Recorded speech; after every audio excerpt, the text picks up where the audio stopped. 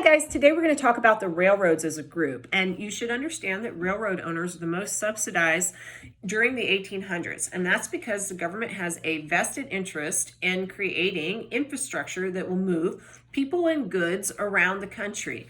The planning for laying down track actually is even going to affect the Native Americans. And why is that? Well, you guys recall that you had the one big reservation policy in which Native Americans were removed from certain parts of the United States, like they were pushed out of Georgia via the Trail of Tears into Oklahoma, where it was sort of like, okay, guys, that's your land now. You live there in that one big reservation. Figure it out. That was policy number one. Well, now we're going to be planning this railroad, and we kind of start thinking to ourselves, well, maybe it would be good if we laid down some track going through the Great Plains. And if you're going to do that, you need to maybe make the Native Americans concentrate together in certain spaces. Like, here, Comanche, you stay over here. Here, Apache, you stay over here. Here, Cheyenne, you stay over here. You know what I'm saying? So this is the thing though. Concentration policies in history, they don't always work out. In fact, some of them go really, really, really, really wrong. There's nothing nefarious about the word concentration, but we're going to talk about some bad concentrations as we go through this course. This concentration policy doesn't work out very well because Native Americans on the Great Plains are dependent on the buffalo. And you can't tell a buffalo to stay in one space. You're moving all around a big reservation. But the concentration policy was an attempt to kind of figure out where spacing was, and it was related to the railroad. You remember the Transcontinental Railroad.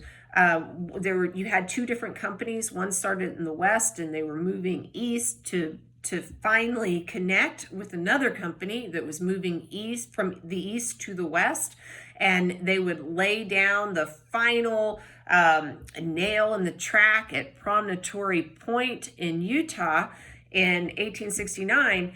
And one of the biggest challenges for the guys who were going from east to west was that they had to confront a lot of Native Americans on the Great Plains. The guys who were coming from west to east, they had a problem because they had to go over mountains. So what was harder? They both had really difficult challenges. And by the way, these two different groups were made up of different workers. The guys who came from west to east were predominantly Chinese employees, and the guys who went from east to west were made up of a much more motley crew with the Irish. You had old soldiers who needed a job after the Civil War. You had free men, guys who had been slaves and now they need a job and they are working with the railroad.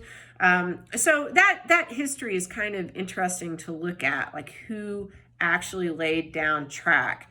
And these groups kind of affect things too. Just kind of as a side note, my husband is working right now in Knoxville, Tennessee, and I went to visit him in Knoxville, and I happen to be Catholic, and so I wanted to go to a Catholic church. Well, in Knoxville, I thought I'm never going to find a Catholic church because Tennessee has a very low number of Catholics. It's a highly Protestant state. It's maybe number 46 in the list. And there aren't a lot of Catholics in the South in general. So I was pleasantly surprised to find Catholic churches here, there, and everywhere. And why were they there? Well, Knoxville was a major railroad hub, and the Irish built a lot of the railroad. So the Irish were predominantly Catholic, and they built churches. They also built a lot of pubs in Knoxville. So Sometimes the rail and the people who work on the rail impact things in ways you might not otherwise think about until you start thinking about it. Another example of that would be the fact that towns crop up around railroads. Knoxville already existed, but just whole towns crop up because there wasn't infrastructure in the United States at all. Like, there are not a lot of buildings. The Native Americans, they do have structures that have been around for thousands of years. If you go and, for example, and see the where Pueblo Indians are, and they had Pueblos farther west, but you don't tend to have like cities and villages and things like that, other sorts of infrastructure you gotta go around. So what happens is where the railroads kind of drop or at weird junctions, towns just grow up.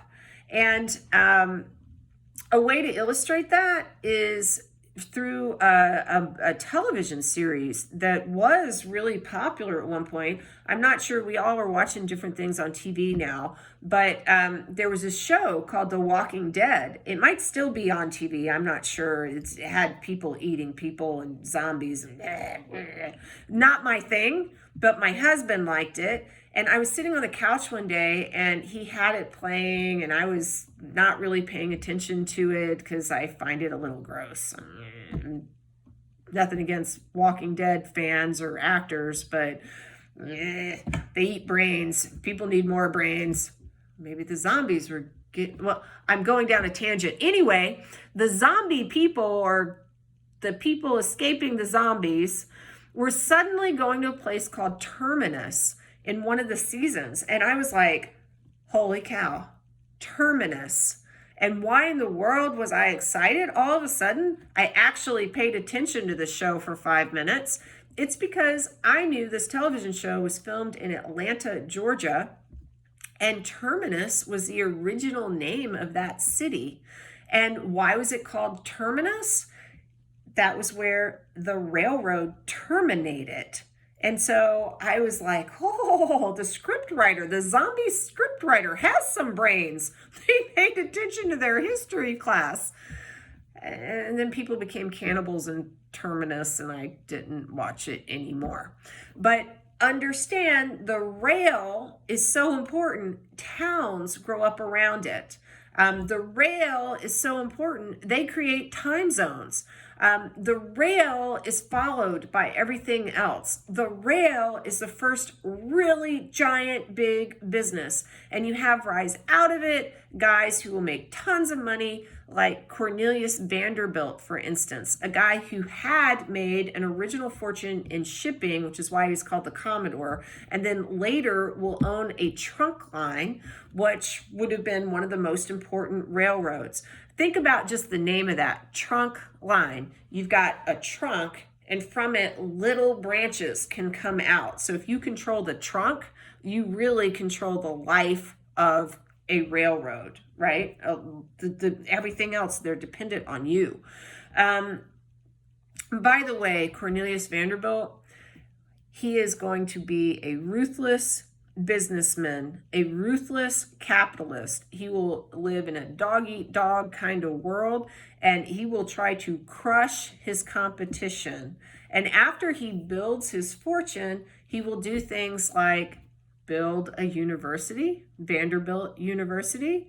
If you don't know anything else about Vanderbilt, he had a daughter, Gloria Vanderbilt, or was she his granddaughter? I'm not sure. I'd have to look at their little family tree.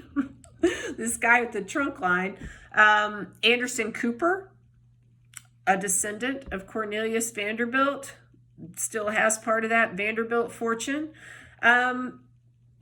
Other great entrepreneurs will actually rise out of the railroad industry, people that you might not think about initially, bankers like J.P. Morgan, who will take advantage of the railroad's need for capital, and so he'll make a killing. Guys who will have businesses that are connected to the rail, like Andrew Carnegie, who will have a steel company, or John D. Rockefeller, who will have Standard Oil. The rail big business, super important. Okay? Bye.